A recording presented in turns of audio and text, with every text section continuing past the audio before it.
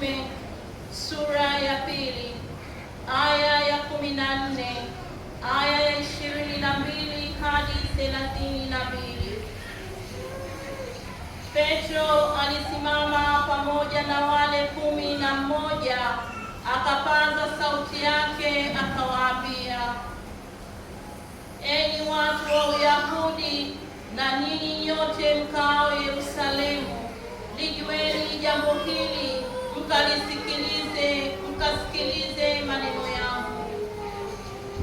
Enyi waume wa Israeli, sikilizeni maneno haya. Yesu wa Nazareti, mtu aliyedhihirishwa kwenu na Mungu kwa miujiza na ajabu na ishara ambazo Mungu alizifanya kwa mkono wake kati yenu, kama ninyi wenyewe mnavyojua. Mtu huyu alipotolewa kwa shauri la Mungu lililokusudiwa na kwa kujua kwake tangu zamani, ninyi mkamsulubisha kwa mikono ya watu wabaya, mkamuua, ambaye Mungu akamfufua, akaufungua uchungu wa mauti, kwa sababu haikuwezekana ashikwe nao. Maana Daudi ataja habari zake, nalimwona Bwana mbele yangu siku zote, kwa kuwa yuko upande wa mkono wangu wa kuume, nisitikisike. Kwa hiyo moyo wangu ukapendezewa, ulimi wangu ukafurahi, tena mwili wangu nao utakaa katika matumaini. Kwa maana hutaiacha roho yangu katika kuzimu, wala hutamtoa mtakatifu wako aone uharibifu. Umenivujishia njia za uzima, utazijaza furaha kwa uso wako. Waume ndugu zangu, mniwie radhi, niseme kwa ujasiri mbele yenu habari za baba yetu mkuu Daudi, ya kuwa alifariki akazikwa, na kaburi lake liko kwetu hata leo. Basi kwa kuwa ni nabii, akijua ya kuwa Mungu amemwapia kwa kiapo ya kwamba katika uzao wa viuno vyake atamketisha mmoja katika kiti chake cha enzi, yeye mwenyewe atakitangulia kuyaona haya. Alitaja habari za kufufuka kwake Kristo, ya kwamba roho yake haikuachwa kuzimu, wala mwili wake haukuona uharibifu. Yesu huyo Mungu alimfufua, na sisi sote tu mashahidi wake. Neno la Bwana. Wimbo wa katikati, kiitikio: Mungu unihifadhi mimi, kwa maana na kukimbilia wewe. Mungu unihifadhi mimi, kwa maana na kukimbilia wewe. Mungu unihifadhi mimi, kwa maana na kukimbilia wewe. Nimemwambia Bwana, ndiwe Bwana wangu, Bwana ndiye fungu la posho yangu, na kikombe changu wewe unaishika kura yangu.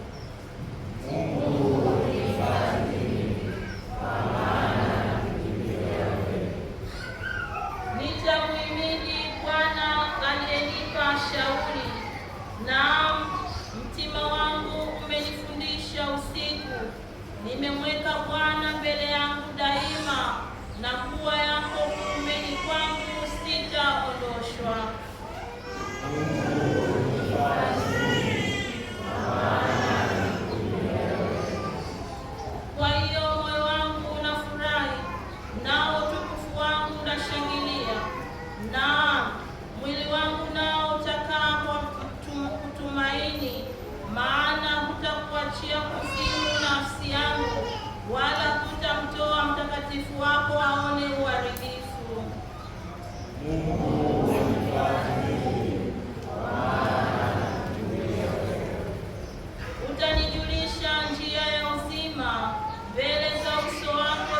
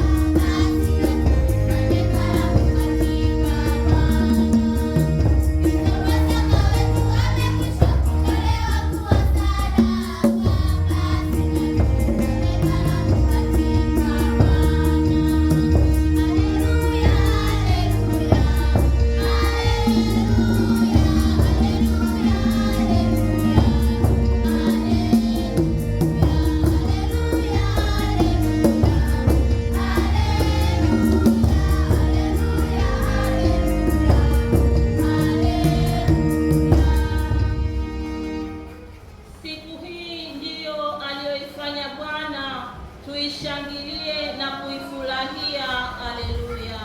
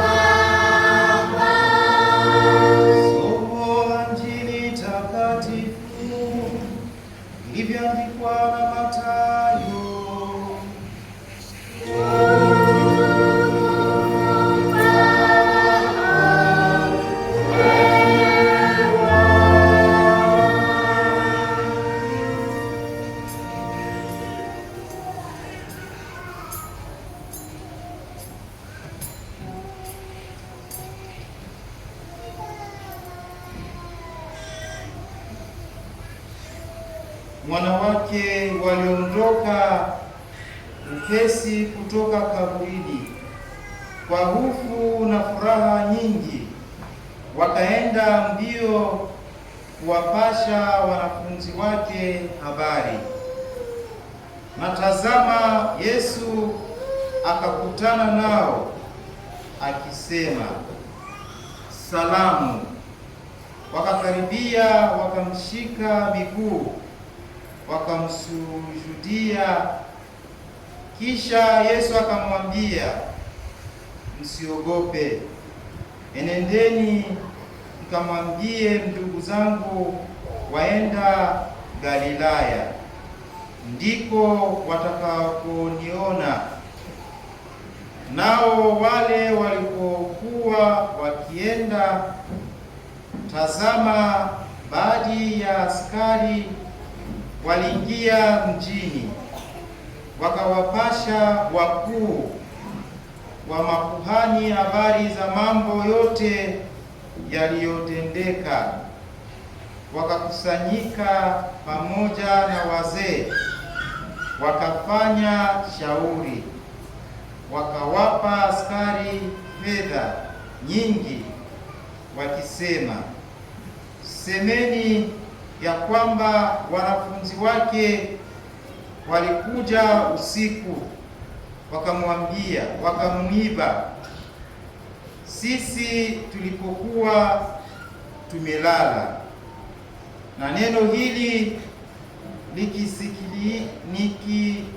likisikilikana kwa liwali, sisi tutasema naye, nanyi tutawaondolewa wasiwasi. Basi wakazitwaa zile fedha, wakafanya kama walivyofundishwa. Na neno hilo likaenea kati ya Wayahudi hata leo. Neno la